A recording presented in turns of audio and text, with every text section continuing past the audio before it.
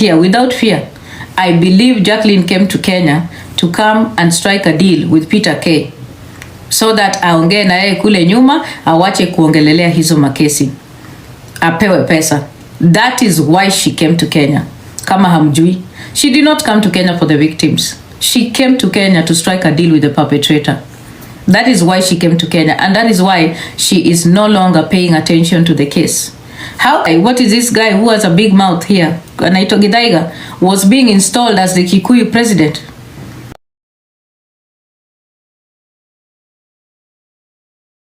Hello guys, it's your girl Patience Status. Welcome and welcome back to my YouTube channel. If it's your first time here, make sure you hit the subscription box and put on the notification bell so that you don't forget any time I post a new video. Remember, I'm the queen of online gossip. So welcome to today's video. Don't forget to give it a like and leave a comment on the comment section. Patie jina ya investigating officer mwenye na handle kesi ya James, kwa sababu mimi nimepiga simu Nakuru yote mzima pamoja na Kasarani. Kesi ya James hata haiko Kasarani. And let me tell you something, the truth that you need to understand. Number one, hakuna vile polisi wa Kasarani wanaweza kuhandle kesi ya James. That's a lie. It's bullshit. If a case was already reported in Nakuru, sawa, that case is followed up in Nakuru. You don't come up to follow up a case that was already reported in Nakuru in Kasarani. Things don't work that way. If the case was not reported yet, then we would pay attention. So una report Kasarani, alafu polisi wa Kasarani wanafuatilia mabusu wapi? Nakuru. But hii kesi ilikuwa imeshakuwa reported 2 years ago. Kwa hivyo ni kesi ya kufuatilia. Hakuna vile polisi wa Kasarani wanaweza fuatilia kesi ya Nakuru ambayo it's already going on. Guys, it doesn't work that way. You ni uongo. It's about jurisdiction. Yes. Thank you, Karen. So there is no way a case that was already reported in Nakuru and the victim went to Nakuru, even kwa hospitali alienda Nakuru na kila kitu ikafanywa Nakuru, alafu tena inarudishwa Kasarani ati DCIO amerudisha kesi Kasarani. That's bullshit, guys. It's a lot of rubbish that is being peddled on this platform, and it's annoying, honestly. How do you sit and listen to that trash? And the other thing that's going on, which is sick. Cindy Jeff, are you a police officer? How is it that Cindy Jeff, DCIO, wanna track mtu without a police report and an OB? That is criminal. And I'm calling upon the police in Kenya, the DCIO in Kenya, to start investigating this DCIO and Jacqueline Ombewa. Now that Jacqueline Ombewa is in Kenya, it's important that we understand what formula they're using when they are claiming the work and the jobs of the police in Kenya. Because they cannot be tracking someone and they are not police officers. They cannot be tracking someone without a police report. The people who are supposed to track are the police. There's no way they can wake up and say ati wana track mtu, ati alafu Peter Kioi akakuja live kusema eti huyo mtu yuko Nakuru, sijui yuko wapi, ati alafu ndio karibu maneno. That is criminal. There is no day the police stop tracking someone because somebody had exposed their location. No way. It doesn't work that way. The police will continue doing their work. It doesn't matter what you say on social media. You don't get to compromise or stop the work of the police because you've spoken on social media. No, it doesn't work that way. So these 3 people, they are playing games with you people. And the only reason they are playing games is because there was no police report. The victims' stories do not corroborate enough for them to be taken to court. That is the problem. And that is the truth that Jacqueline Ombewa cannot tell you. Jacqueline Ombewa came all the way to Kenya, charged up. Omalicha, I love you. She came charged up with the idea that she's coming to get Pastor K arrested. And then when she met the victims, she realized these victims do not have medical reports. They don't have any police reports. And then suddenly she is looking for money for the victims to live in a hotel. Like seriously? When will this foolishness stop, guys? Hamwezi kuona hii ni ujinga inafanyika kwa hii platform? Victims deserve protection. And this is why when Jacqueline Ombewa brought this thing, the first thing I said is that a victim has the right to go to whatever platform they feel comfortable. But what is most important is that that platform understands victim protection and the way that a victim requires justice and a pathway for justice for a victim. That is clearly something Jacqueline Ombewa has no understanding of. And that is why we are here. So Jacqueline came to Kenya with one intention, and I'm telling it here without fear. I believe Jacqueline came to Kenya to come and strike a deal with Peter K, so that aongee na yeye kule nyuma, awache kuongelelea hizo makesi, apewe pesa. That is why she came to Kenya. Kama hamjui, she did not come to Kenya for the victims. She came to Kenya to strike a deal with the perpetrator. That is why she came to Kenya, and that is why she is no longer paying attention to the case. How can she say that DCIO ndiye anafanya hiyo kazi? DCIO mwenyewe sio polisi. Jacqueline Ombewa decided to fly all the way from the UK to Kenya to go and work and ask questions to DCIO. The best she could have done was to go straight to Nakuru, get to retrieve the police report, make sure she brings it up to you, because that is accountability. Accountability means that when you start a cause for social justice, you follow it through. That is how accountability works when it comes to social justice. Social justice or activism that uses social media requires identifying a problem, gathering resources to tackle the problem, and then responding and showing results of how you solve the problem or a pathway to a solution to the problem. Currently, there is a problem that she apparently brought and said is happening on the platform, and she did nothing about it. So there is a problem. She has not tackled it. She has not found a pathway for justice for the victim. She has not found protection for the victims or resources for the victims. There is no police report. There are no medical reports anywhere. Zero. Nada. But she's sitting confidently on a platform lying to you guys that she has nothing to do with it. It's DCIO's problem. Fuck you, Jacqueline Ombewa. If it was DCIO's problem, why did you come to Kenya? If it was DCIO's problem, why did you fly to Kenya? Why are you collaborating with Macaroni? Why? If a victim's problem becomes your problem when you decide to get into their story. That is what happens. The moment you decide to pay attention and listen to a victim, and then you create an opportunity for them to get justice by creating a space where they tell their story and promise them justice, then it becomes your problem because you've decided to bear that burden on behalf of the victim. And this is why I was talking to you guys about victim protections. It's so important that most of you understand how victims require protection. You don't just take a victim, listen to their story, and then you leave them like that. That's not how it works. Victims require protection. Victims require resources. Resources for therapy, resources for their trauma, resources for justice and a pathway towards justice. And all of these things cannot be achieved if the victims' stories and the victims' accounts of events do not corroborate enough so that the justice system can take up the case. And that is where the problem is. Therein lies the problem. And when we talked about these things, most of you are saying, tuko na wivu, tunataka viewership yake, ako na views, yeye ndiye anavuma. Guys, what Jacqueline has currently done in that platform that calls itself quote unquote a court of Kenya is that they have minimized and reduced the story of other victims. Because victims will now be afraid to come up and talk about the experiences. When you make a joke and a mockery of victims, you minimize the amount of times would-be victims would report to the authorities. You also shut down avenues for victims to have confidence to come and talk about their stories. That is what happens. You've created a pathway for apathy for victims. And we use social media to protect victims and create safe spaces for them. What that platform that calls itself a TikTok court has done is that they have reduced every opportunity for people who are silent and wanted to share their stories to come out. And they are also reducing an opportunity for people to come out and report cases that they need to report because they decided to minimize the experiences of victims.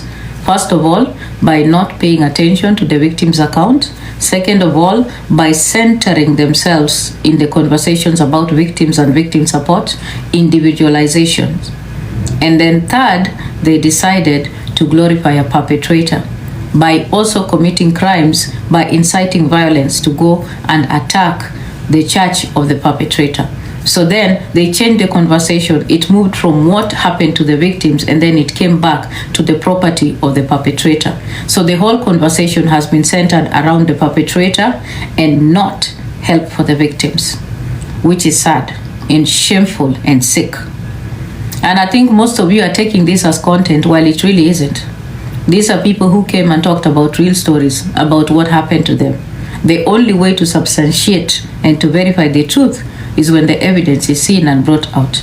Accountability means that you bring out evidence of police reports, medical exams, an OB number, a case file number, a written order, and a warrant right from a magistrate court. That is how it works. If those things are not there, everything else happening in that court is bullshit. And that's the truth that you guys need to hear. Because a lot of you like cordoning to bullshit, which is sad, but it's the truth. So let me just burst your bubble. There is no case. Even Jiru himself knows very well there is nothing that he's working on. Hakuna hata kitu moja. Jacqueline alikuja akawambia atakuwa na lawyer mwenye anafanya kazi pro bono. If she had a lawyer working pro bono, that lawyer would have shown up in that court today and told you guys that, guys, this is where I am. We have gotten everything, and this is the case file number. Currently, there is a warrant of arrest because we couldn't get him through the normal tracking systems for the CIDs. But there is nothing like that happening. Because, number one, there are two reasons. One reason which most of you might not like is that the victims were lying. Number two, it could be that because of how all these cases have been, those things that the victims talked about, they do not corroborate with what Jacqueline thought was on the ground. Period. There are only two reasons why a case cannot go to court. There is nothing else. Just two reasons, okay? And I'm paying attention right now. If all of you can just take a moment and sit back, go and listen to Pastor Gitau's account of what happened to him. Pay attention, and then itu pole pole mkasikize zile vitu zenye alikuwa anasema. You can see there are so many gaps in his story. Things that when he appears in a courtroom, they will be used to punch him properly. And that's why it's important to protect victims, because when a victim comes and talks about their story, when you're a person that understands the trauma of a victim, you sit down with them and make sure you can guide them through the pathway towards justice. Because ule Pastor Gitau akienda kotini na ile story, kwa sababu kuna mahali alikuwa anasema aliamka akapigia bibi yake, tena anasema bibi yake hajui ya kwamba alibakwa, anavaa pampers na kuna bibi yake ni ngumu sana bibi kukosa kujua unavaa pampers na unalala na bibi mpaka hata umezaa na yeye hivi majuzi, uko na mtoto wa 2 years, like almost 2 during that timeline. Listen guys, I am always for the victims. I am pro victims anytime. I protect them with my life. But I also am okay with the truth. The truth is very important on this platform, and I have realized that this platform currently is being used by so many people to come and peddle lies. I don't know for what reason. There are people who are now using stories of sexual assault to elevate themselves, and it's very disturbing. It's important for all of us to understand the trauma that comes with and the burden that comes upon victims when we talk about sexual assault and violence against bodies of both women and men and children. Na kusema ukweli, the only reason why nyinyi wote mlianza kukua na hasira kwa hii kesi ni kwa sababu watu waliongelelea mkundu. Kwa sababu Kenya nyinyi watu kudinywa kwa mkundu ni abomination. So vile waliongelelea mkundu, mukaruka nyinyi wote, mukakimbilia hiyo story. Kwa sababu let's be real guys, look at the statistics right now. And most of you, if you want, you can go and check, because we are having a presentation. And listen, currently in Kenya, the data that is very clear, currently, between the months of August last year, mpaka February, hii February yenyeisha, wanawake wa Kenya 317 wameuliwa kwa mikono ya wanaume. 317. Remember that number. Between August till February 2024 till February 2025, 317 women wamekufa kwa sababu ya intimate partner violence. Now out of those 317 women, 69 of those women, 69 of those women walibakwa.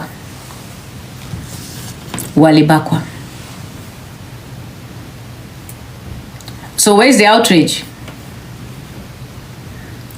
The reason why I'm giving you those examples so that you understand.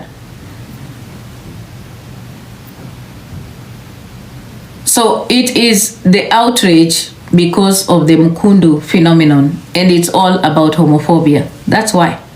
Ni homophobia because most of you, ile story ya Mkundu kudinywa ni kitu inawatisha sana. So nyinyi wote mliingililia hii story kwa sababu Mkundu alafu mkakuwa wenda wazimu. But hamkukaa chini. Nimewaambia guys, take your time. Go and listen to Ben Githaiga's, the Pastor Ben account of events. Then chukua zile recordings za yule victim akiwa kwa platform ya Jacqueline. Usikize pole pole. Take your time before you react and erupt, because it's important that you do. Mnaelewa? Na nimesema hapa na nasema na nawali, because even phone records will always be found. Kama medical reports hazipatikani, the courts also can give orders for phone records. If there are no phone records that corroborate the stories that these two men were giving about them having communication with this man, then there is no case. It's dead. Dead on arrival, guys. And these are the things that these people are afraid of. That's why you're seeing all these things going around. It was a case that was brought because somebody came and talked on social media. Alafu nyinyi wote mkachemka, euphoria, TikTok euphoria. Unasikia? Mulichemka mkachemka. And then at the end of the day, now you realize there's no police report, there is no court order, there are no medical whatever paperwork to corroborate the stories. There is nothing. They should not be afraid. If you have medical records, it's there. They'll never change. Hata ule mwanamke Peter Kioi alibaka mbele na nyuma, medical records zake bado ziko Nairobi Women's Hospital. Hata bado niko na copies mpaka sahi. They can't be changed. You cannot remove them. They are there. But this idea of somebody coming here to lie to you that kuna polisi wanatrack mtu, ati wanatrack mtu ako Nakuru, sijui ameonekana Limuru, ati alafu mwingine amekuja kusema eti ameonekana kwa hivyo polisi hawatamtrack. That is bullshit. Ujinga wa hali ya juu. Unaona? And at this moment, what has happened is sad, because for me, I've asked, where is the fourth estate? Where is the Kenyan media? Because there's a lot of jokes going on this platform. The Kenyan media needs to investigate properly what DCIO is doing. The Kenyan media needs to highlight the amount of mockery and stupidity of our judicial system and the police. Kama ni polisi wa Nakuru na Kasarani wamekubali kina DCIO na kina Peter Kioi wawatumie hapa, tunataka kujua. Because you cannot come here and represent the police. That's bullshit. You can't claim that you're tracking someone and you're not a police officer. Cindy Jeff alikuwa polisi lini? And when people and the police are tracking someone, they don't come to social media to say it. What a mockery of our law enforcement. Kwani polisi wa Kenya wamekuwa wapumbavu hivi? Where is the DCIO? Where is the Director of Criminal Investigation? And I'm saying this with authority because I know that my live akunaga chokora. Live zangu, watu wanakuja kwa live zangu, naweza kufungua live nikuwe na watu 200, lakini the people who are here listen. They matter back in the government. Mimi chokora wanisikizangi. Unasikia? So I am asking and I'm saying it very clearly that the Kenyan police is sleeping on their job. They need to tell us why there are Kenyans masquerading on social media, claiming to be tracking Kenyan citizens, claiming to be having warrants, yet they are doing nothing about it.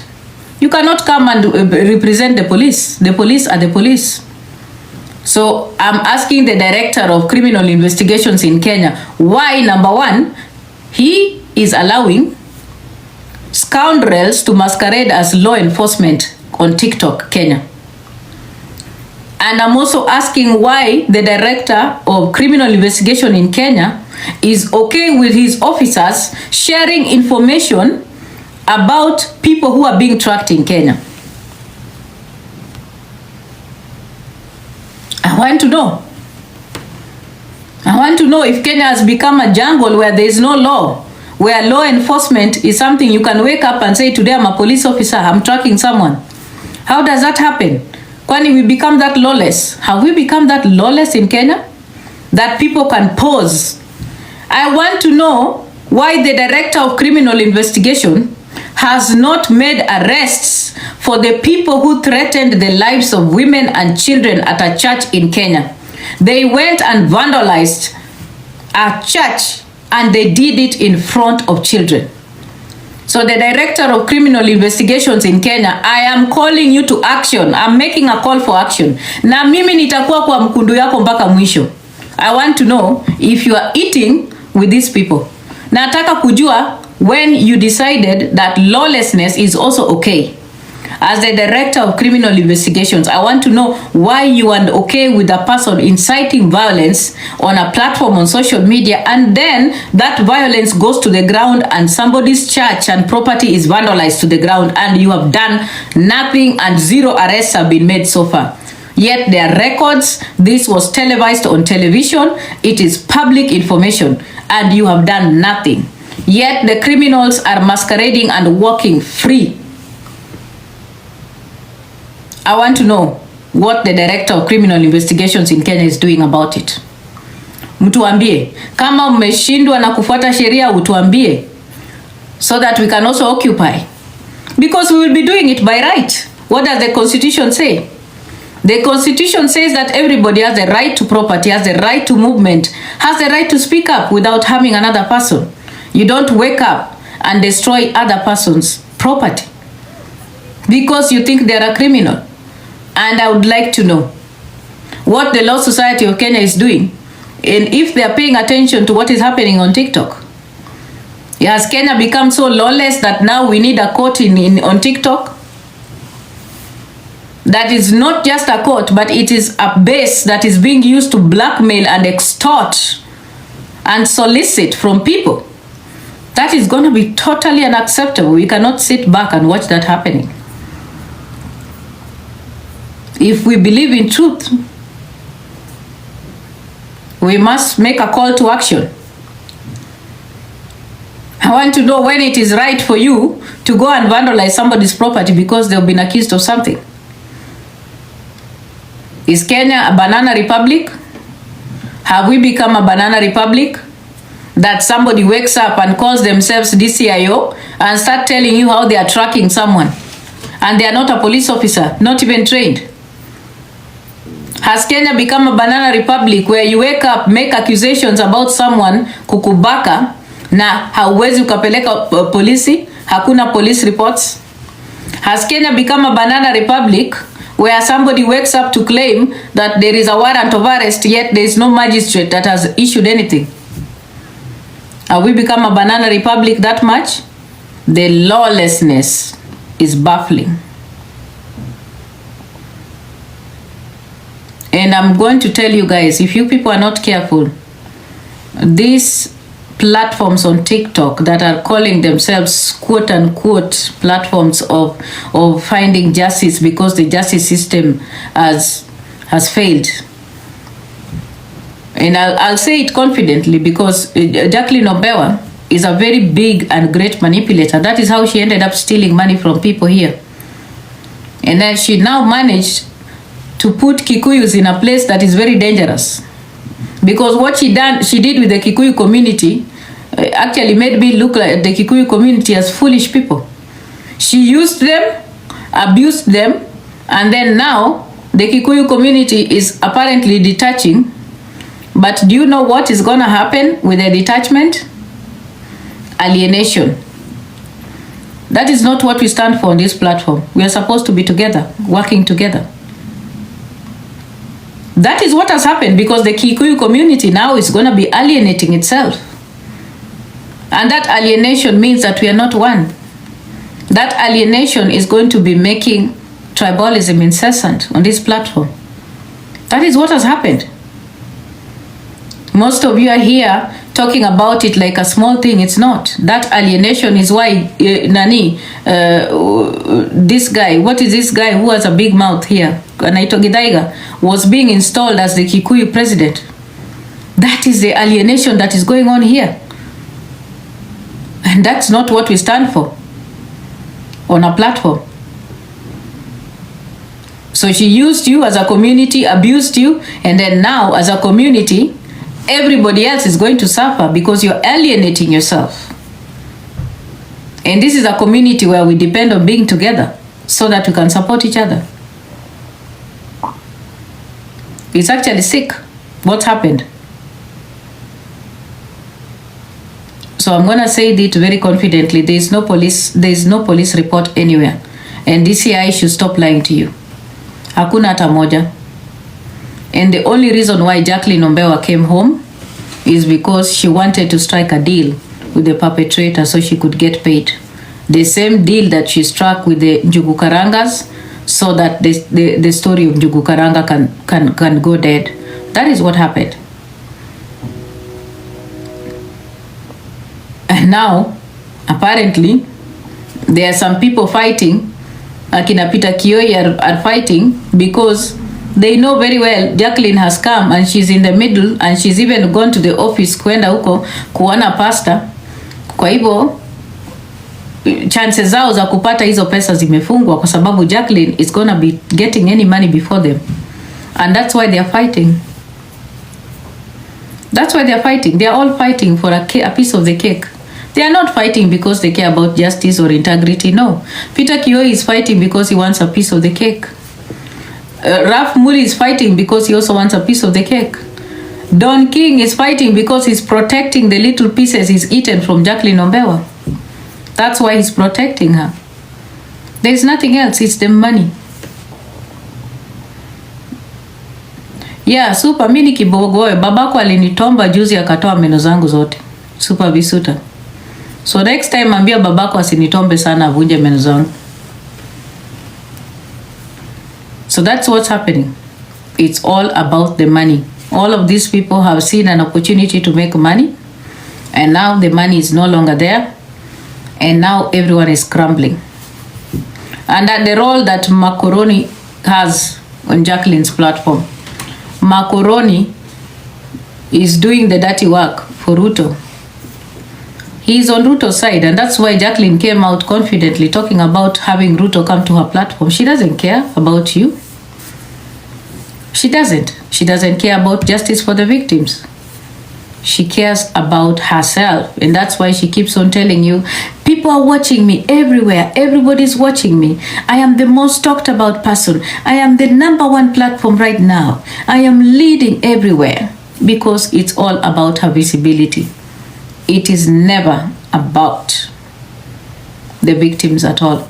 It's about her visibility, her growth, and what people are going to say about her. That's why now she's talking more about her political ambition. It's never about integrity. So what has happened right now is that the victim stories and their codes have been used to elevate Jacqueline Ombewa's individualism. And now her ego is more bloated than ever. And she's become a braggart on this platform, and there is no stopping her. I'm sorry, she's not going to stop. She's going to be waking up with different cases and different things. And of course, because we know this platform is a platform where people who are mediocre are going to be getting all the attention. And that is how you create monsters. So blame yourselves for what Jacqueline Ombewa has become. Don't blame anybody because you made her, you built her. You sit on that platform, you enable her, you encourage her, you give her the money, you believe her idiocy, the mediocrity, you entertain it. So you made her who she is. So you are going to be dealing with it because it's a monster that you created. Sawa sawa. You enabled it. And that is why we are here. We have Cindy, we have Kolo, we have who else? All these chronic beggars. They are here because we created them. We enabled them. We gave them that power. So you're going to have to clean up your mess because you started it. And I'm saying it very confidently because for me it's a sad thing that victims are not going to be getting justice. Using victims' ordeals and trauma to enable yourself and gain visibility must be one of the sickest things I've ever seen on social media. So it's upon you guys as TikTokers to make the decisions that you think are right for you, what is good for you. But nobody can teach you where to go. Nobody can tell you what to do. But 2027 is coming. I believe this platform is going to play a vital role in changing conversations and how the political landscape is going to take form in Kenya. And I know there are platforms here that are going to be used either negatively or positively, because politics is about self-interest. And Jacqueline Ombewa is obviously taking care of her self-interest and nothing else. So thank you everybody. Asanteni kwa kukuja. I said I'm gonna be here for 45 minutes and I have 2 minutes. So thank you very much. I hope that everyone is gonna have a good day. Guys, you can watch me at the United Nations. I will be doing a presentation on feminism and the age of social media. I'll be talking about femicide in Kenya and the number of intimate partner violence that has happened to Kenyan women this whole week. I'm having sessions tomorrow. I'll be having sessions on Thursday and Friday, and I do hope that you people pay attention to what is happening in New York. That is the Commission for Status of Women Worldwide by the United Nations.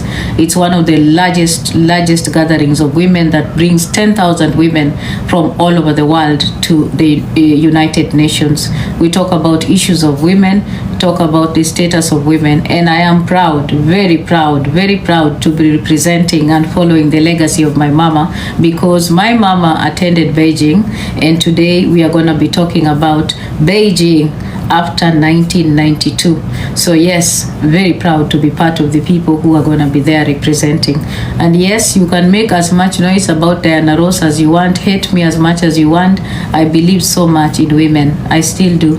And that should not make you think that because I love women and believe in women that you can chokoza me and I don't insult you. No, don't be cheated. My feminism, thank you Mama Mouse, how are you doing? My feminism is about protecting other people and myself. Sawa, ukikuja kunichokoza na unitusi, my friend, hakuna vile utakuwa safe ati because I'm a feminist. No way. I'll match that energy. You bring it to me, I match it. Sawa.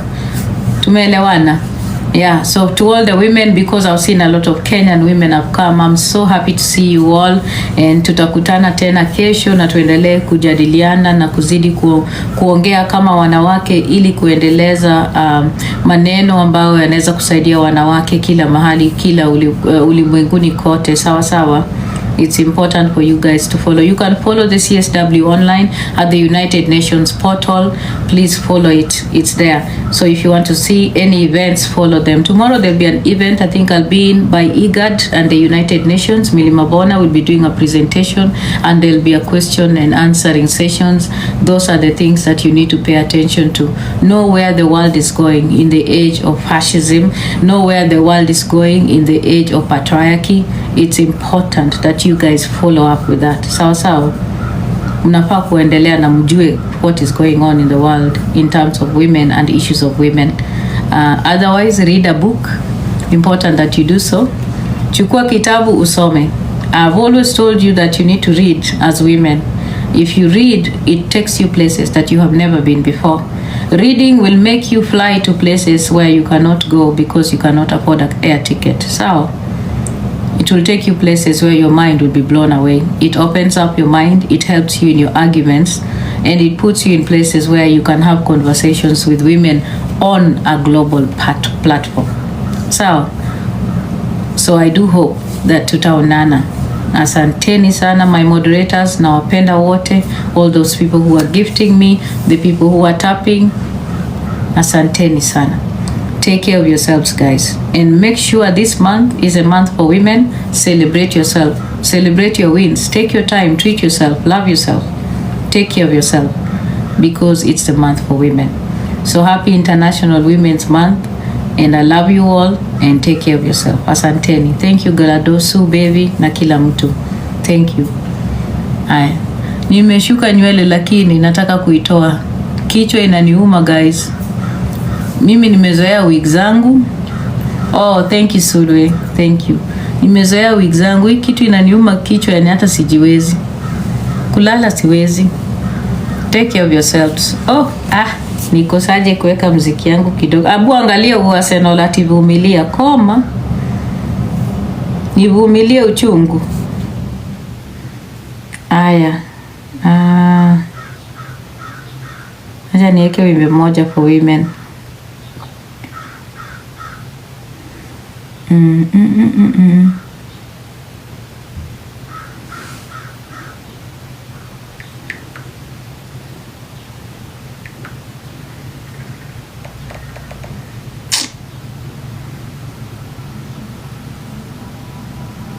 Ati usitoe luku, ni uchungu, inaniuma, sitaki vitu zinaniuma mimi.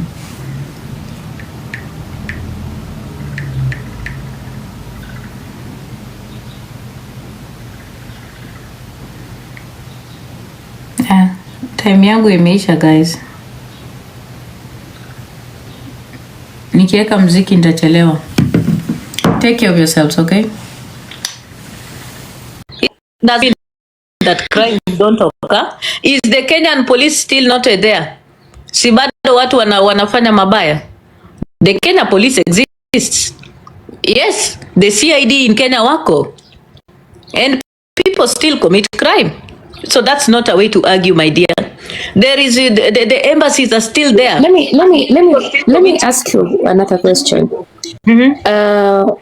You mentioned about the nurses for America, but yes, one thing I know, MedPro is based somewhere around this Kenya, and it's the people who are legally allowed to take nurses to Kenya, to America. Sorry. So does it mean bado hata MedPro wao ni kuns? Wewe umejua MedPro iko based in America? Do you know that MedPro is based so what are you trying to say? MedPro is based in America. They have the agency in Kenya because they are allowed by the American government to go and get nurses in Kenya, and that is why through MedPro the NCLEX program is now in Kenya. What are you talking about? Wewe unasema nini? Hiyo ndio kitu yenyewe nataka kukuuliza. Nini unasema wewe? Call that nini? MedPro is an American organization. No, yeah, I know it is an American organization. MedPro does not freaking charge anything. It doesn't. Yes, so it's different from you. Wewe una charge. Wewe unasema nini? Because now hata NCLEX inalipwa directly. Diana. NCLEX ina hiyo exam ya nurses kwa hiyo testing session, yes, inalipwa directly. NCLEX inalipwa directly to America hapa.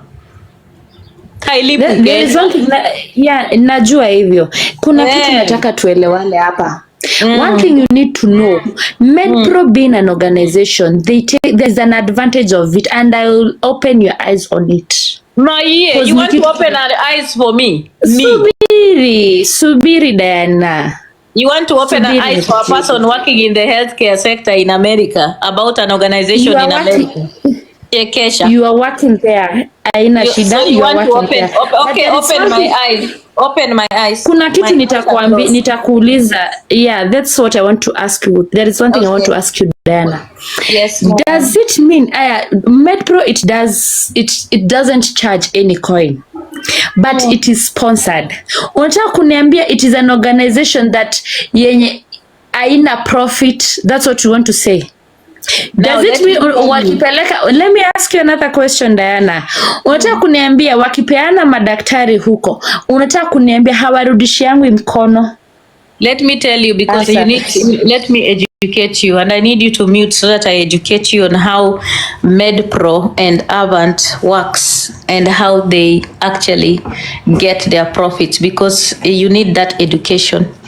First of all, these are American organizations that are certified and licensed by the American government to recruit. Recruiters in America pay taxes in America. Umenisikia? They pay taxes, and recruiters in America work with companies in America.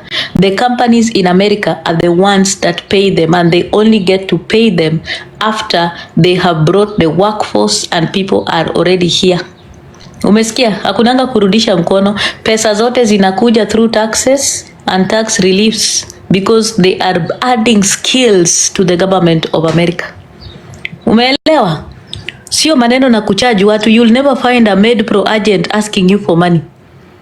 They don't do that shit because they know that they are licensed by this government and they pay taxes legally. They account for every activity that they do, and they are audited by the American government. Umesikia? So I'll give you an example. If nurses are required in the state of Pennsylvania, in a hospital in Pennsylvania, for example, Penn Medicine Hospital is lacking nurses. Penn Medicine can work with MedPro. They sign a contract and a recruitment contract. They go and they recruit, and they ensure that the people they are recruiting are skilled workers that they require to come to add the workforce in America. This is a process that the American government is very aware of. There is no place that agent is going to take money directly from the skilled worker, because you know what? The Penn Medicine Hospital pays for everything for that person that has been recruited. Umesikia? Hakuna mahali nurse mwenye anatoka Kenya ataulizwa pesa. Hata hiyo NCLEX exam anailipa na visa yake, na inaingia huko directly to Pearson VUE, an American organization. There is no middleman nowhere. There is no money that you get to pay. That exam is done, na unaenda na kadi yako ya bank unaweka pale na unalipa American Pearson VUE. Umesikia? So you talking about organizations in America trafficking people, you must be mad. You are bonkers. You cannot compare yourself to MedPro or Avant. You are nothing near them. So I hope you understand that channel. Umeelewa? So right now, before... but I've come to understand the hospital are paying for the nurses to be employed. Who are the hospitals paying? The hospitals are paying the nurses, the workforce that comes. And these are recruits that are certified by the government. And let me tell you, these people get their relief in terms of even taxes.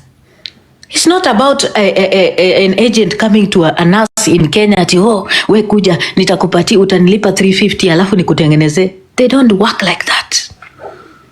They don't. They are recruits. They are not the employer. But you guys are acting as the employers.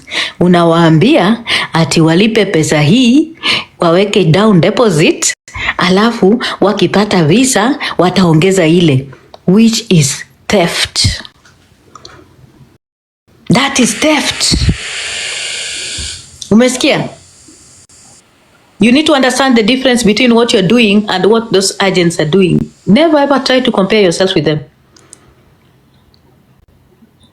So sijui ulikuwa nataka kunifungua macho aje wewe.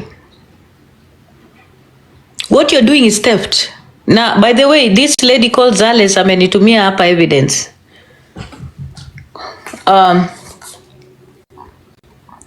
Amenitumia hapa evidence ya pesa hivi. I know about that case ya Zalex, and she has been all around the social media. I know about it.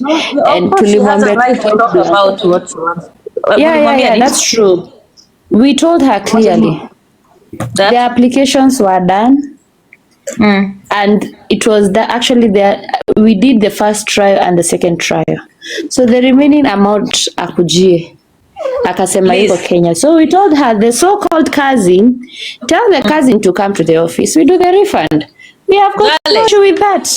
There's But no now problem. that is the issue with No problem. Zalex. Lady Justice. Wait.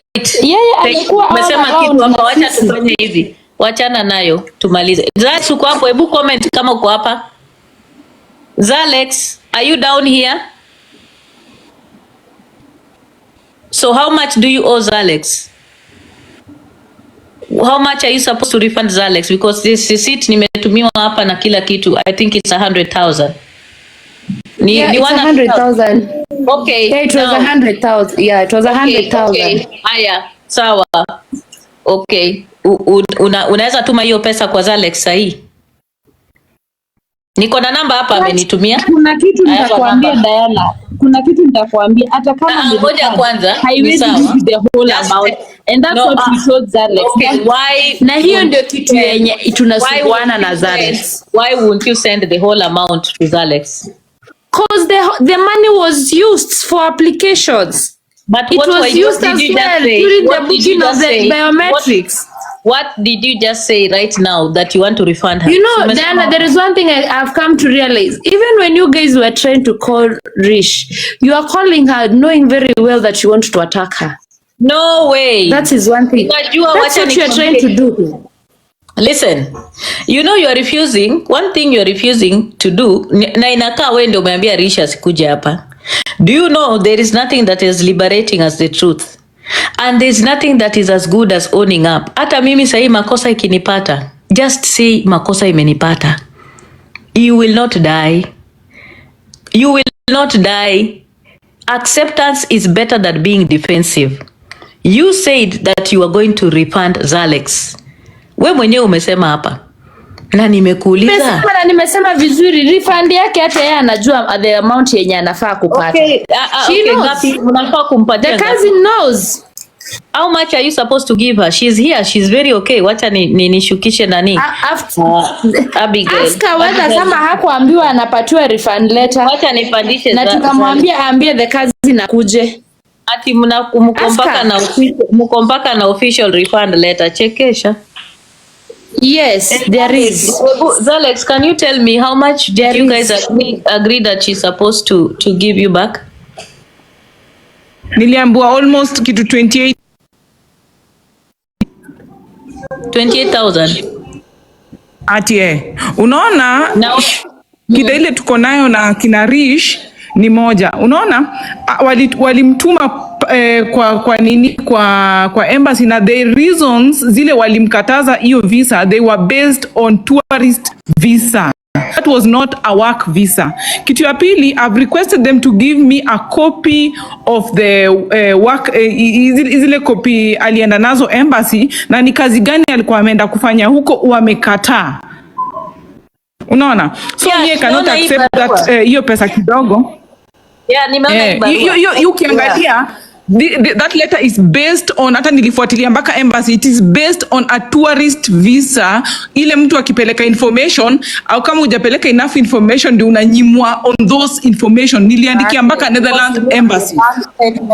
That is not the reason for our work visa. Walimpatia, walichukua pesa yake but wakamfanyia application ya tourist visa. Ilikuwa tourist visa. Hata unaona ile kitu bonfire huwa anafanya. Saa zingine bonfire ikitaka kutuma mtu. Nani huyu anaongea? Tourist visa involves a lot of things. Sakena. Your bank statements, you need every. Ukitaka a tourist visa, Sakena, you need a bank statement of which walimtengenezea. Unaona? Walimtengenezea wakimtuma. Goma. Wanatengeneza mpaka bank statement hawa. I asked like the same question, where and when? Anajua ukweli. Because we don't. Tunajua ukweli, pesa. Mkishamrequest pesa, mkamfojia hizo documents, alafu mkamwambia hizo documents ndio apeleke. We don't. Is it a lie? Kwa nini unadanganya? It's a lie because we don't produce bank statements. You told him to pay because you are generating documents for him. Who paid for? Kwa nini usinirudishe tu another thing? Diana, kuna kitu niliambia Zalex. I have another question. There is one thing Diana, I told Zalex, because these claims alikuwa tumepatana naye bado kwa social media on another platform, na nikamuuliza swali, munasema ati ya kwamba muliambiwa mtume pesa documents zitengenezwe. Nyinyi wenyewe, first of all, you are criminals, because hakuna mahali tunafanyanga forgery za documentation. We don't. And if they talk to an employee behind us knowing, it is ni kitu yenye itawaangukia wao wenyewe, cause pesa kama hiyo haiingiangi kwa kampani yetu. Okay, let me tell you. Na employee na sisi hatujui. I want to ask alikuja kwenu kutafuta work. Kwa nini muli apply tourist visa? That's what I want to ask.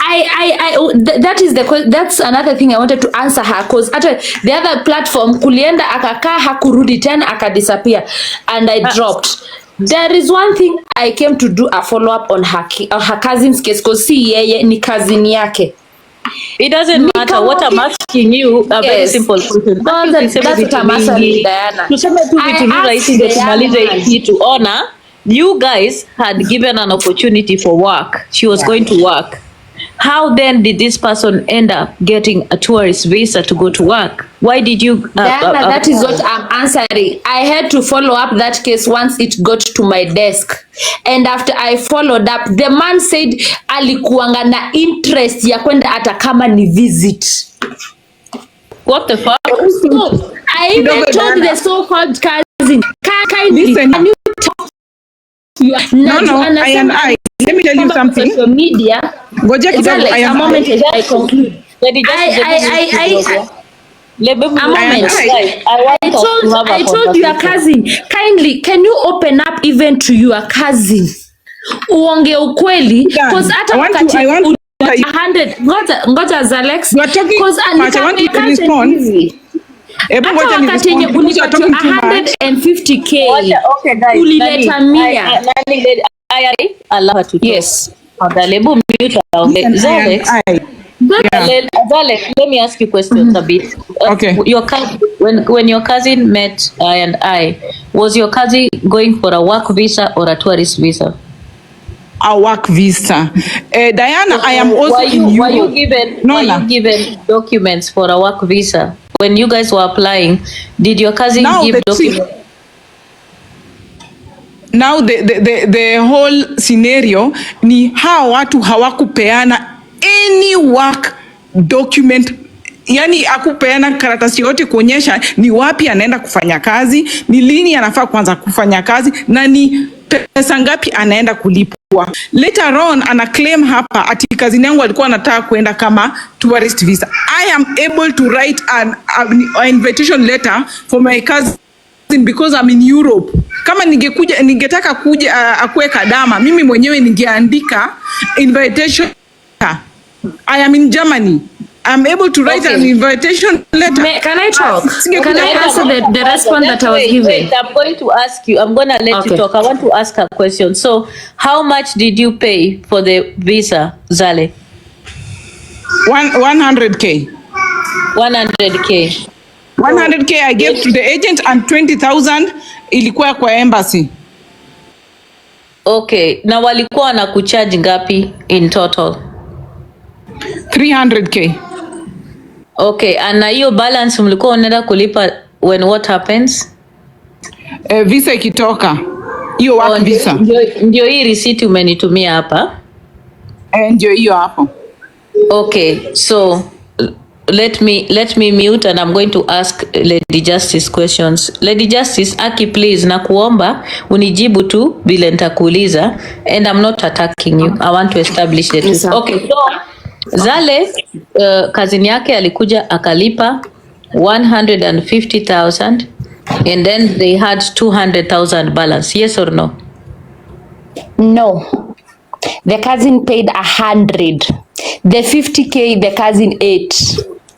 That's what that is the response I got from the kazi. After Zalex amesema ya kwamba the total amount that was paid it's 150. So we had to follow up with the receipts. We had to call the young man na tukamuuliza. Akasema hapa alitumiango 150 lakini 50 alikula. Okay, so nataka kukuuliza mulichukua 100k, si ndio? Yes, the amount that was deposited to our account it was 100. So for tourist visa in Europe it is 100,000. No, it is not. It is not actually 100k. Then why did you 200? Then why did you take the 100? Tourist visa hiyo ni half of the amount. Na ingetoka angelipa sasa 100. And the other thing I even asked a moment, Diana.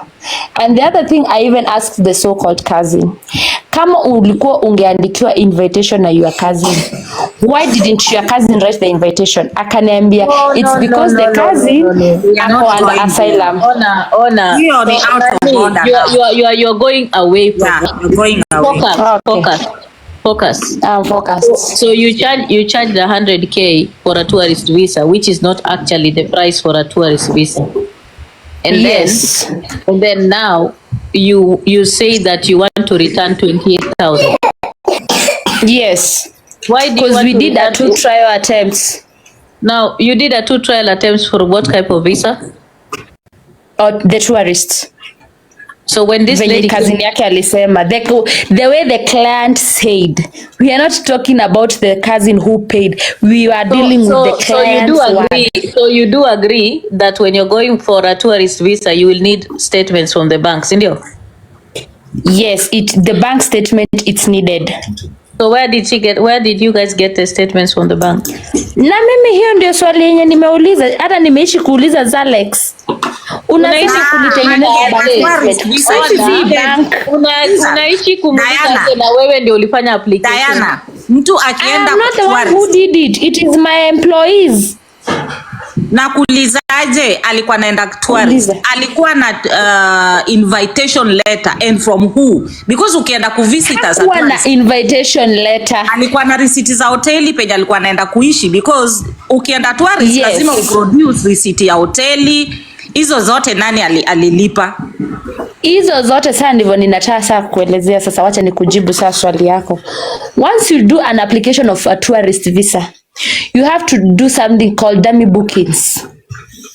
You book hotels zenye munalipia kiasi sai, and the other one the balance you pay on arrival. That's not a dummy booking. That's not true. That's not. Na dummy bookings in ikisubiri tunatumianga OneTravel ama booking.com. The justice, yes. And wakati yenye imeenda hivyo, kuna zenye zinakuwa za kulipia on arrival na zenye za before. There are 2 ways. And if you have to reserve it, there is something called reservation. Lazima tungefanya reservation hizo zote because the client wanted a tourist visa. Sasa sisi tungefanya nini? We did all that. So can I ask you a question?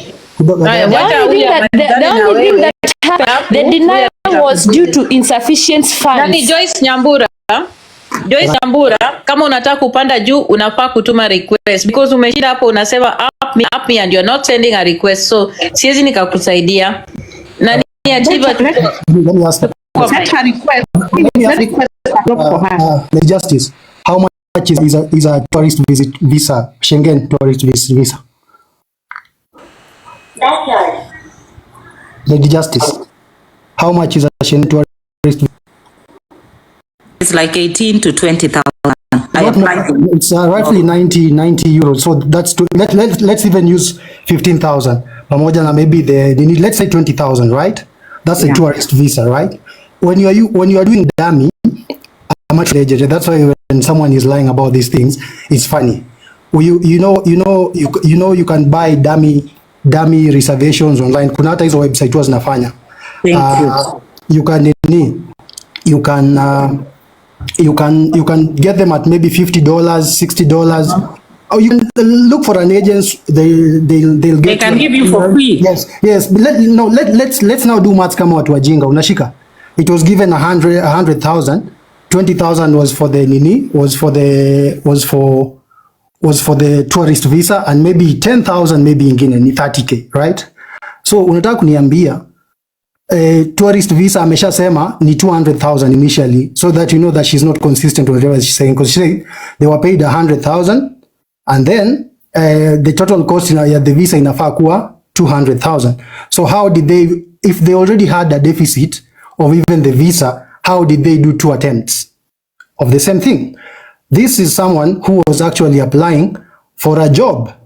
These guys went and shortchanged this person, nini wampeleke na tourist visa, afike huko to that country akuwe stranded. Nakumbuka kulikuwa na kesi ya madem fulani walikuwa China hapa hivi. There was a lady that spoke so much heavily about it.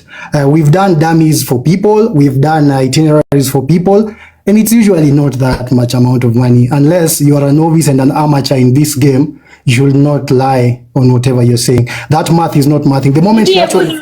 Niweke big screen nionyeshe nani. Yeah, the moment she said that is due, the tourist visa is 200,000, that is where hata ndio maana nimepanda hapa juu. Why are you lying? Meanwhile, huyu ni Rish na Lady Justice. Mshawahi kuona warukubwa hivi? Rish Kamunge, Lady Justice. Naona Rish Kamunge na Lady Justice. Diana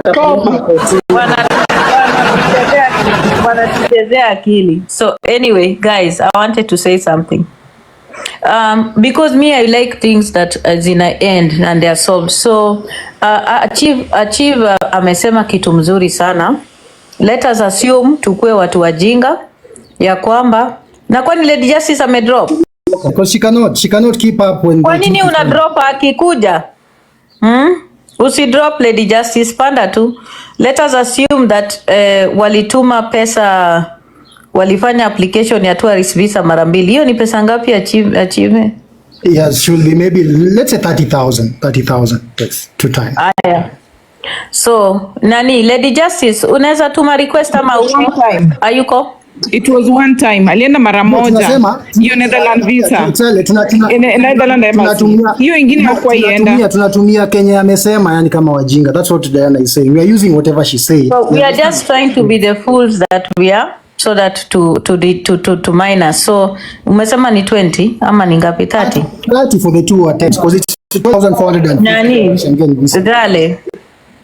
Uyu, yes. This is what I want to ask because I know she's here. Lady Justice, I know that you are here. Ngoja nione kama ametuma request.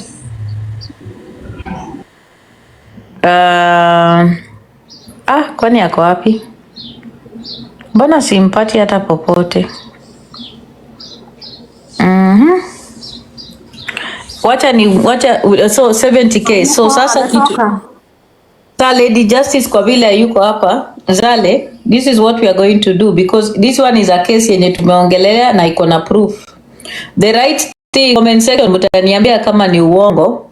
I believe that Rish Kamunge na Lady Justice wanafaa kulipa Zale 70,000. Diana, go even 60. Yeah. Give 10,000 for their work, for their consultation and everything. Yeah, wamrudishie 60,000. Zale, uko sawa na hiyo? Uko sawa na hiyo? Afadhali better than nothing. Unajua I traveled the whole way from Germany to vile alianza kupeleka kazini yangu up and down. Nakumbuka huyu ni orphan. Akaanza kuniita ati mimi ni kadama. Nikamwambia let me prove for you. Right now I'm in Kenya. Unaona? Na amekataa ananiambia atanipea 28,000 peke yake. 60,000 aweke sahi kwa M-Pesa ya kazini yangu. Yeye ndo alitransfer hiyo pesa. I want to see 60,000. Photos anasema hapa they stole from a friend na walimake wa can fund everything. So these guys knows what they are doing. If you are soft on them, ndio hiyo unasikia wanataka kukupatia 28. Unajua nilimpigia akanitusha kazini yangu ni mjinga sana. Kwanza huyo Rish abused me so much. Naona pressure imepanda. Usimwache, take action. Mpeleke polisi, walipe hizo pesa. Wanazidi sana. Nimefika Kenya saa hii. Ananiita mimi ni kadama. Niko saa hii Kenya. Nimeland. Unajua Diana, it is so unfair. Mtu wako huko kama mimi ningetaka kuita kazini yangu kama visit visitor alafu aende ajipeane huko, ningefanya hivyo because I am even capable of. Lakini sasa yeye amejifomia story, ana fake each and everything. Nikimuuliza hizo documents zile ulikuwa unampeleka nipatie, hana. Hapo ndio alichange narrative, ati huyu alikuja akasema atakwenda kama tourist. Kazi yangu there's no way because you guys also mnawezaje lipa pesa kama mjapatiwa hizo documents? Tell you guys, I want to talk about something. Nimetumia Rich Kamunge message, nimemwambia make sure wamekurudishia hiyo pesa yako 70k. I've told her to return 70k. So I'm hoping, najua wako kwa hii live. Nataka ningoje reply yake. Jue umetuma evidence yako and it's true you paid money.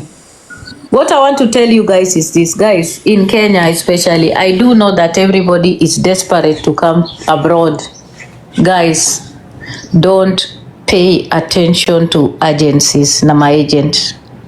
Guys, if you need to come abroad kikazi, ingia tu kwa Google, tafuta makampani zenye zinatafuta watu. I swear to you guys, you don't need agents.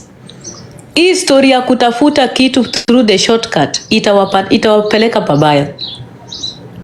Amerika kwanza ikisikia tuwe tumetumia agent kukuja huku, my friend, unakuwa denied visa just because hata kutengeneza bank statement, that is felony. Story na kutengeneza bank statement wachaneni nazo. Story na mtu kukuambia unaweza kuja huku sijui nini akulipe. Anytime mtu amekuja kukuambia utalipwa, kimbia. Run very fast. I know that people want to come out here, but afadhali ukuje kinjia mzuri than we kujifungia. Ukikuwa pale umepatiwa red mark pale hivyo kwa maembassy, especially US embassy, inakuharibia in many places. I think most of you people need to just be very aware. Ndio nawaambianga masomo ni mzuri, someni. Kama sahi nimeona kitu inaendelea Kenya which is very dangerous. Ati watu wameingia kufanya caregiving. Wa Kenya, muko sawa? Ati mnasomea caregiving Kenya, ati mnataka kuja Amerika. Guys, hizo ni biashara, ni jaba. Hapa Amerika hakuna caregiver mwenye kuchukuliwa Kenya aletwe Amerika. Never. America does not hire caregivers from abroad. It does not at all. And America does not even recognize any license ya caregiving ya kutoka nje ya Amerika. Na CNA licenses ziko state based. They are specific to states. Nimewaambia akiachaneni na hizi ujinga, amusiki. Munaenda kulipa pesa ati unaenda train caregiving, my friend. Unapatia mtu tu pesa kwa biashara. Mimi sijui about Arab countries. I'm talking about America. There is no CNA license yenye itatoka Kenya ingia America. There is no training ya caregiver yenye inatoka Kenya na utakubaliwa America. There is no company or hospital or agency in America that is hiring caregivers from Kenya. Please guys, wachanini na hizi vitu. Ukifika hapa America, hata kama ulikuwa umetrain Kenya kama caregiver, ukikuja hapa unaanza training afresh. Na ina renew after 1 year, usipo renew na license na license na masomo ya America ina vary by state. Yeah. Si state ya Pennsylvania licensing protocols zake ziko different na state ya Florida. Kila state iko na rules zake. And you have to renew it after every 1 year. Yawa. Ni nini mnaenda ati caregiving, ati mtu akupeleke caregiving school? Please stop wasting your money. Please don't. Na usipo renew you have to do another exams. Lazima urudi tena shule. Achaneni na hizi vitu. Hata nurses wenye wako Kenya lazima wafanye NCLEX na lazima wakuwe na at least 1 or 2 years experience ya nursing ndio wakuje huku. Imagine, it doesn't work like that way mnafikiria. I work hivyo. So mtu asiwadanganye hapa ati wewe kuja ufanye caregiving kwa hii shule ati utafundishwa ati alafu utakuja America. Guys, that's a big fat lie. Don't do it. Don't do it. People are making money. Watu wanatumia watu kutumia pesa. People are using your ignorance to make money. because they know you cannot read, you cannot go and look for that information. That's what they're using. Unaona? Queen V anauliza, yes, you have to pay again. Na ikipitisha 1 year unarudi tena unasoma unalipa tena. Every renewal I think it's like $80, but it depends on state to state thing.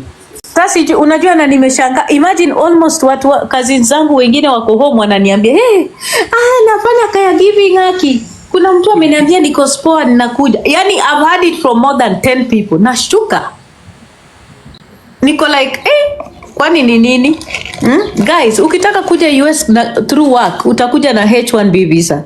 Enda tu kwa Google utafute H1B visa. Sometimes you can even get lucky and find the Department of State ya US imelist companies zenye inatafuta watu. I swear to you guys.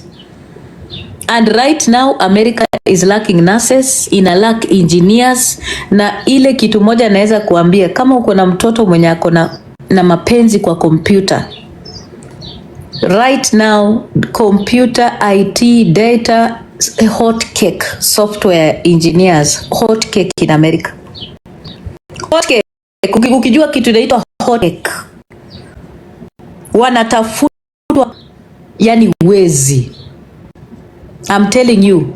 So if you have a child mwenye ako interested in IT, anything IT, please invest in that. Na mtoto wako akuje huku. Peleka mtoto Strathmore, peleka mtoto Daystar, sijui wapi. Yani ukiwa na plan na mtoto, uplan ukiangalia ni mbele anaenda. Diana.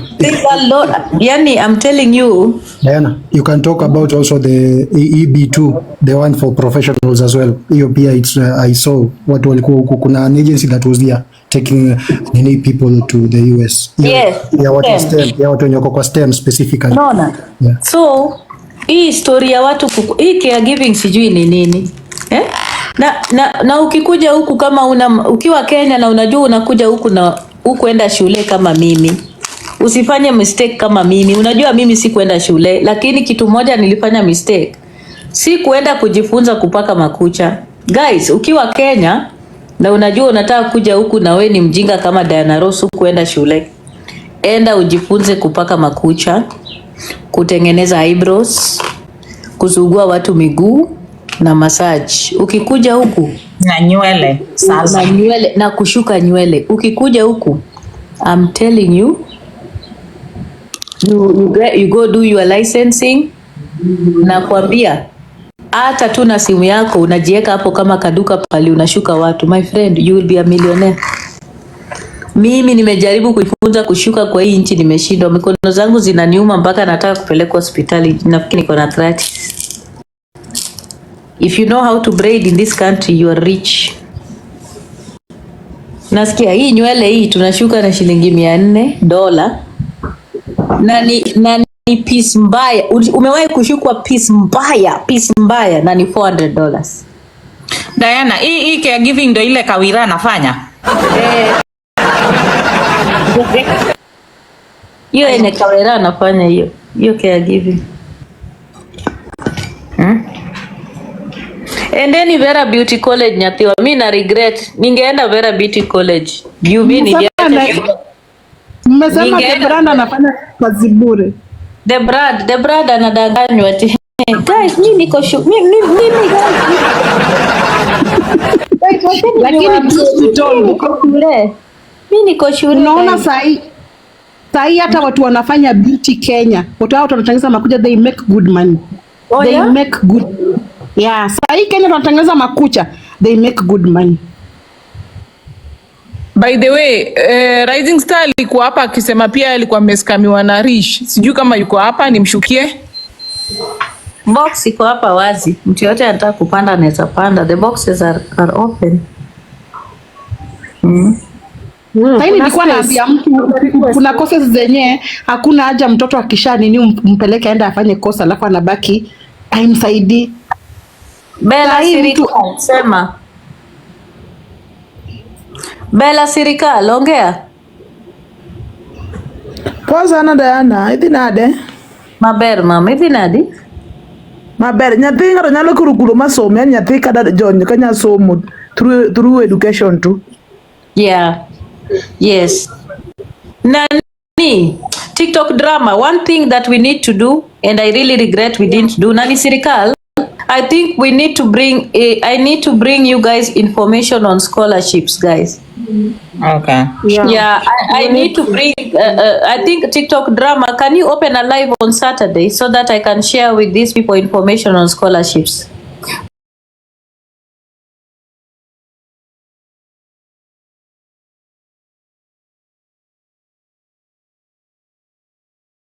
Wapendwa, si pita muko salama kabisa. Aya, hiyo viazi unachonga tu moja imetosha. Sasa Peter Kioisi mwenyewe aliconfess akasema yeye anajua mlango iko wapi, stairs iko wapi, kitanda iko wapi, na mpaka anajua cathode ya gari iko wapi, kila kitu. Sasa mtu anaweza jua hiyo maneno hivi? Can you imagine? Hati alafu anakuja kusema eti aliishi na yeye for 2 weeks. Aliishi kwake for 2 weeks. There is something that has gone wrong in between there. Yeah, either it's a relationship gone sour and then he wants to blackmail her. Absolutely. Anataka ampatie pesa. Yeye ndio tunajua ni mwizi, lakini anataka kuchukua pesa kwake. And you know, he's riding on this court thing. Unaelewa? Peter Kio is now riding on the court thing. Ndio ajinufaishe. Na hiyo pia ni opportunity for him to sanitize himself because yeye tumemjua kama muuaji wa watoto wenye don't exist. So how can a thief call another thief out? Imagine. How does that work? Kama sio sanitation inaendelea. Anyway, nilikuwa nataka kuongezea kitu kamoja hapa. Nimesikia mwisho hii maneno mkiongea ya visas and all this kind of thing. One thing I've always been telling people kutoka kitambo, kummute. Hiyo comment yake. Nimemblock lakini sijamute. Kama unaweza kummute. It's muted. Anyway, nimepitia tu kuwasalimia. Yeah, that happens when someone, ukiwa in love with someone huwezi hata ukajidefend mbele yake. You're weak. Uko tu weak. Weak on the knees. Ukiona tu mtu unatetemeka. And then unajua, these Kenyan women wenye wako LGBTQI na hii story ya diaspora syndrome, unaelewa? Mtu ametoka majuu, unadate mtu wako majuu, unaelewa? So there is a God syndrome that comes with dating Jacqueline Ombewa. Na sasa unaona vile pia anajiita hapo in TikTok the best, most viewed, most watched. So hiyo kubend the knee iko automatic. Sisa queen. Muita queen hapo. Bado wako live? Haya, kwani wanasema nini? Hawajamaliza hiyo takataka. Niko na kuongea alafu mkimute nini hizo kidogo usikie wamefika wapi. Haya, weka tusikie ujinga. Lakini Diana umesema kweli hiyo ni mapenzi. Ameshindwa hata kumuita madam prosecutor. Amekuwa queen throughout. Anamuita queen.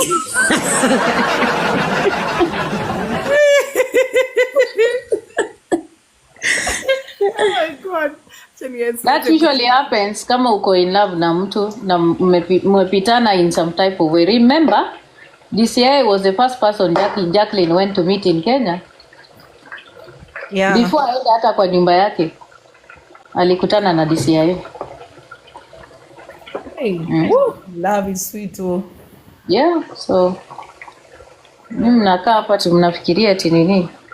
Ati atakuja kukuambia Jacqueline anything, nothing. Then you know. Sikia di. Haya, weka. Alikuwa anasema DCI atapata help. Sijui sasa kutakuwa tena na nini mchango. Now DCI needs help now. Si tutazungushwa kwa hii court ya vile. You guys, what help that DCI needs? Si Jacqueline got a lawyer pro bono. Let her just ask. Alikataa story ya pro bono and she said we will pay. Chekesha. Yeah.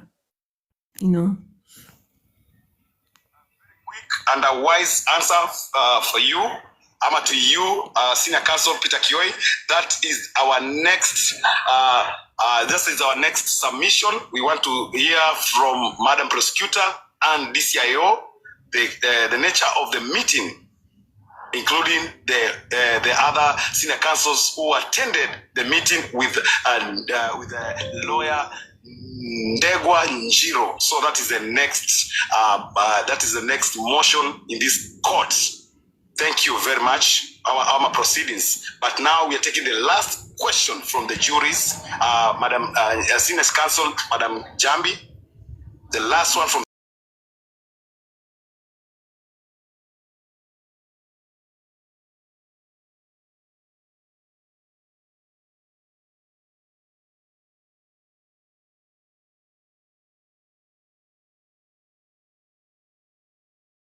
Flowering na beautifying. I think You're on, I'm topping up bundles. I'm sorry, I'm talking up bundles. 1 minute. Yaani mzima ananunua bando za hamsini. Aki mwanamke sini mchoyo. Beautiful soul, tukianza kuongea juzi hapa tu na hawa analistua kwa hapa. Lady Jacqueline ana pesa. That was the conclusion. Lady Jacqueline ana do. Aki, this is the 3rd time she's buying hamsini. Na angenunua tu bundles kama ya Memwanza tu kumusikia like 2 hours because I was working. Kate, maybe that is her plan. Somebody to offer her Wi-Fi. Na ana claim ako kwa hoteli. Kwani ameenda kwa hoteli gani yenye ina Wi-Fi? Exactly my point. Tukome. He did was that his child was sick in hospital, but he made sure he saw us. So that's why I didn't know the schedule of the lawyer. Yeah, so I just look and I'm like, wanachezwa na wanaona wanachezwa, and they're very happy about it.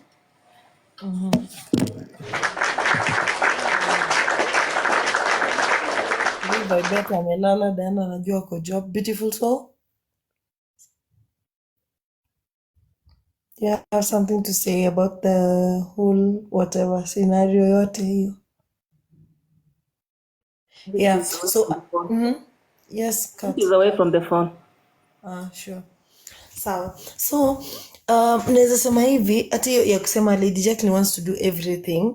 Me sasa I'm starting to view Lady Jacqueline differently because I feel like she does not want to be aligned with anybody, especially when it comes to her name being praised. You know, when people are lifting up hands and they're like, "Hey, Lady J," she doesn't want it to be, "Hey, Lady J and the judge, hey, Lady J and DCIO," you know. So she has come to Kenya and she's trying to narrow everything down towards her, and it's making the whole team feel very powerless. You know, there are people up there speaking genuinely because they're disappointed. Kuna wengine wanaongea just because, you know, in quotes, I'm not going to talk about that, of course, but kuna watu wenye wako hapo juu and they're clearly disappointed with what Lady Jacqueline is doing. But then again, ameleta kila kitu, imekuwa tu hivyo about her sasa, na watu wengine hawana nguvu kabisa. So that's my general analysis. I feel like the team is now shaky and very weak because the leader has already taken everything. She has already taken all the glory, you know. And the idea of Lady Jacqueline having to go to the radio station, Kesho, I think she feels relieved over the fact that people have asked, why would you go and talk about a case that is halfway? Ni kama mmemwondolea mzigo. So she won't have to drag the whole court on her back kwenda kuintroduce huko kwa radio, you know. So that's some kind of relief. I feel like watu wame-relieve off your story ya kuenda kuongelelea hiyo kesi huko. So now it's going to be about her entirely. You know, that's what I think. Esi, on that idea ya kuenda kwa radio, what do you think? With the way she responded and everything, unaonaje? Hata vile umesema wamemuondolea hiyo shida, hata wamemuondolea asifanye makosa hapo, aanze kuongelelea maneno ya court. Sasa atakuwa akinjiwakilisha, itakuwa ambao hata wamuuliza maswali, sio try to divert. Na sasa ameeleza anaenda kivyake, so wamemsaidia hapo, lakini ataenda. Umesikia vile Lady J anaongea ati vile mimi nafanyanga interviews hata kwa TV, na ni lini anafanyanga interviews za TV guys? Kwa TV nimeshangaa, which TV? Already ako in her mind how she does things, so wasiogope vile anafanyanga. Ako already, she knows how to maneuver around the questions, asiaibishe mtu, asiaibishe court. She knows how to do that. Nini mambo ya shule? Remember that time ya shule vile kulikuwa na drama? Think watu walienda huko. Sijawahi sikia. Sikia haya. So she is known. I'm the only one who doesn't know her. Hapana, no, not the way you think. Oh, it's not the way, not the way you think. You go to What? She said she's known all around the world, so maybe I'm the one, the media mshamba. But then again, you know what? You know, Lady Jacqueline knows that those people still need that space. People still need her platform. Wanahitaji kukua hapo, marupurupu kidogo is better than nothing. Exactly. So, hata mkisema ati Lady Jacqueline akona pride, that platform already has grown to ile extent yenye she has to open that platform for these people to get something out of it. Because generally speaking, if Lady Jacqueline does not open a live, there is no one from that team that can open a live at the moment and pull that much numbers than vile Lady Jacqueline akifungua na pull numbers. You see? Huyu anatuambia we love her. Kwani tumekataa? Seriously? What is comment section. It's good you love her. We are analyzing. We're just talking. We don't care. We love her. It's up to you. That's your deal. It's irrelevant here. We're just talking. Jerry amesema hapa soon Muli ataongea. Hata leo Muli amejaribu kumuinject pole but kuna ile story na wenye mtu mnampenda. Yeah. Nation walikuwa wabaya kuwashinda. Lady Jacqueline knows that. She knows that people still need that platform. They don't atanichokesha Vanessa sahi. That is flower girl. Huyo ni Farid. Anaplay ile role ya Farid. Ule wakati anaingiza nani? Mbona mnaniambia anaongea hiyo story? Yes. Unajua mpaka story sifanane. Exactly. Malisafi ndio amefungua, labda Malisafi guys. They don't see that. Acha tusikie Malisafi kidogo. We love her. Seriously, people are sick on this app. Who cares? That's your business, that's your deal. We don't. This is TikTok. We are just talking. We will talk. These people are funny because I think hata leo nimeenda kwa Lady Jacqueline wakati alikuwa amefungua sasa live, ndio hii story ikaanza, mpaka hii yenye live imeisha saa hii. Alini request bahati mbaya, hata nilikuwa nimeenda kumrecord. Akaniambia, Beauty, I'm sorry, I requested by mistake. I meant to bring up Chocolate City. So guys, fikiria ati kwa Lady Jacqueline. Mimi naenda kwa Lady Jacqueline, mimi ni team member. Ambie. Aya. We love her. Oh my goodness. Love yourself first. Hii ni TikTok. Watu tembea kila hapa umbea, analyze kila kitu tutaongelelea. Like it or not. Kitaka jitie kitanzi. Yeah. As long as they're not being insulted. So, msifikiria siendangi huko. Mimi mjui kama mimi nimewahi patana na Lady Jacqueline face to face, hadi video ya Lady Jacqueline kwa account yangu. Mimi nilipatana na Lady Jacqueline siku ya mazishi ya Chira. Alikuwa yeye na ya Machichi. Alafu mtu anakuja hapa kukuambia tu go love yourself, love your family members. Patana na Lady J, come on. Unajua nimenotice watu wengi kwa comment section wanaangani kama ukianalyze mtu ama ukianza kumroroa kumchambua yati umpendi. No, you see, she's the trending topic on TikTok. So you can't Yes, avoid and we have to talking talk about trending topics. Yeah. Wewe leta peleka nini shamba yako na kule tutuletee. Umekunywa nini? Kwani are you high on wine? It's like you've taken a couple of glasses. You don't talk like this. Nimeanza shule leo, nimelewa na masomo, alafu kesho niko off, so mimi nitakaa hapa nitacharaza yani stupid comment. Because though I'm hearing you today, you're throwing those sharp ones. Normally me I don't give a damn about comment section, but today kuna zingine naona hapa, so unakuja kuniambia I love her, so kwani mama yako hii TikTok usituletee maneno ya love. Esi Queen, mami, hold the thought.